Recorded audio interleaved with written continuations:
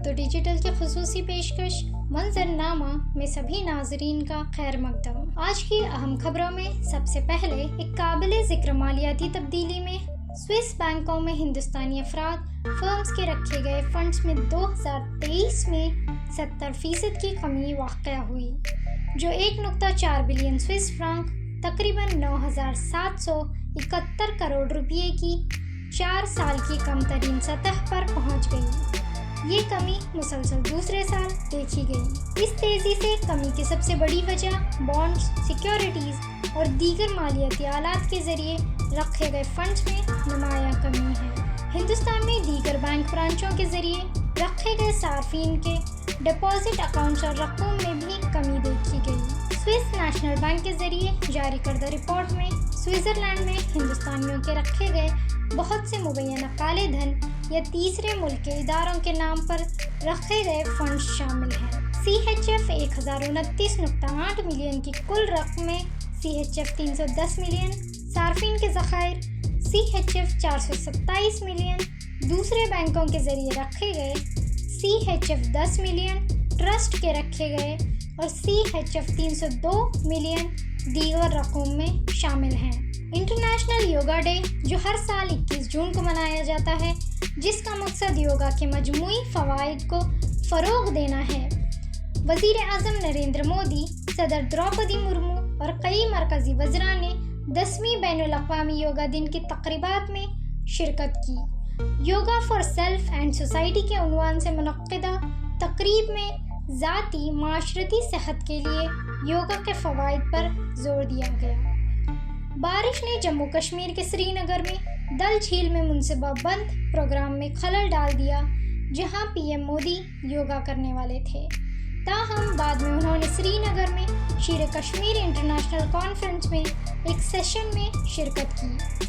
ایک حالیہ تنازعہ میں IIT بمبئی میں 8 طالب علموں کو ایک ڈرامہ کرنے پر 1.2 لاکھ روپے تک کا جرمانہ کیا ہے، جس میں مبینہ طور پر بھگوان رام کا مذاق اڑایا گیا تھا اور رامائن کو منفی روشنی میں پیش کیا گیا تھا۔ راہون کے عنوان سے یہ ڈرامہ 31 مارچ کو منعقدہ پرفارمنگ آرٹس فیسٹیول کا حصہ تھا۔ ایک طالب علم نے بتایا، اس ڈرامے میں بھگوان رام کو رامائن کو بےہودہ اور توہین آمیز انداز میں دکھایا گیا ہے، جس کی وجہ سے انتظامیہ سے شکایت درج کی گئی۔ شکایت کے بعد 8 طلباء میں سے ہر ایک پر 40,000 سے 1,20,000 روپے کے درمیان جرمانہ عائد کیا گیا۔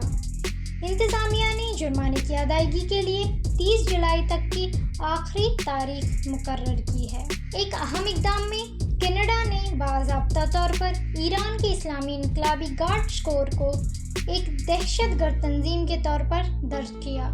یہ فیصلہ مخالف قانون سازوں اور ایرانی باشندوں کے کچھ حصوں کے برسوں سے دباؤ کے بعد آیا۔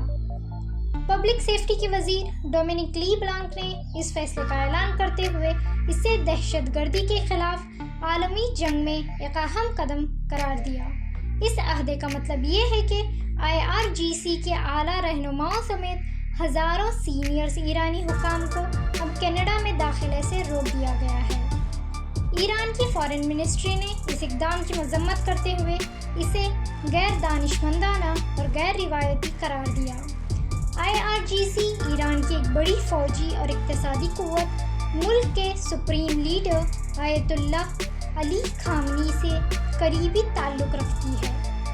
1,90,000 سے زیادہ فعال اہلکاروں کے ساتھ IRGC کا مشرق وسطیٰ میں خاصا اثر ہے، جو مختلف اتحادی گروپوں کی مدد فراہم کرتا ہے۔ کرناٹکا حکومت نے کولار میں بھارت گولڈ مائنز لمیٹڈ سے منسلک 13 ٹیلنگ ڈمپوں میں کان کنی جاری رکھنے کی مرکز کی تجویز کو منظوری دے دی۔ اس فیصلے میں صنعتی ٹاؤن شپ کے لیے 2,330 ایکڑ دفاعی اراضی منتقلی بھی شامل ہے۔ ریاست نے نوٹ کیا کہ 2022-23 تک BGML کرناٹکا کو 75.24 کروڑ بقایا جات کی واجب الادا تھے، اور اشارہ کیا کہ یا تو ہندوستانی حکومت کو واجب الادا رقم ادا کرے یا تو زمین کی منتقلی ادائیگی کے طور پر ادا کرنا چاہیے۔ کابینہ نے کئی منصوبوں کے لیے فنڈز کی منظوری دی ہے۔ बशमूल मैसूर के RR अस्पताल कैंपस में एक नया अस्पताल ब्लॉक जिसकी लागत 75 करोड़ रुपये है और 11.89 करोड़ के बजट के साथ सड़क की बेहतरी। चीफ मिनिस्टर सिद्धरामैया को रियासती मुक़न्निना के मॉनसून इजलास की तारीखें तय करने का भी इख्तियार हासिल है। मंजरनामे की पेशकश आपको कैसी लगी कमेंट सेक्शन में ज़रूर बताएं। ऐसी ही अहम खबरों के लिए डेली सालार उर्दू डिजिटल को सब्सक्राइब, लाइक, शेयर ज़रूर करें।